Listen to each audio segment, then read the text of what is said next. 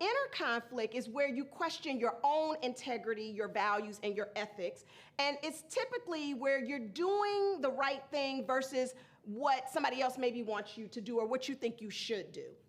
An example of this is, of an inner conflict would be, you committed to reducing your work hours to spend more time with your family, but you may feel conflicted about such a goal, especially because the office is really busy.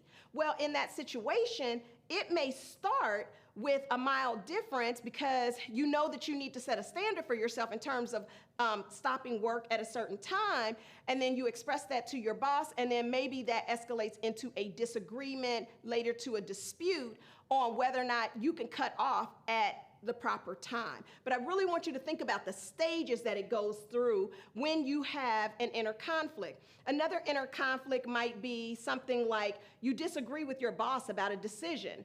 Part of you wants to speak up, but another part of you does not. That creates an inner conflict inside of you.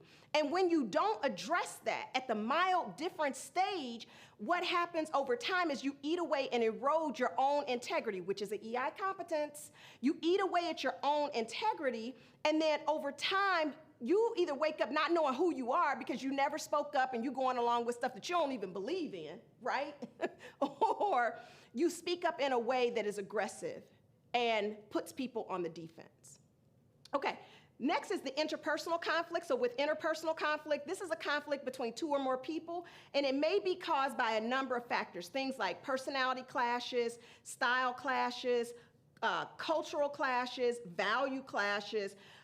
There's a breakdown in communication, or sometimes it's workplace policies and practices that create that conflict. So the interpersonal conflict, a lot of times this is what we see is like personality differences or style differences. So I do a lot of work around helping people to understand their style and another person's style, and seeing the value and appreciating the difference, the uniqueness, not only in your style, but someone else's.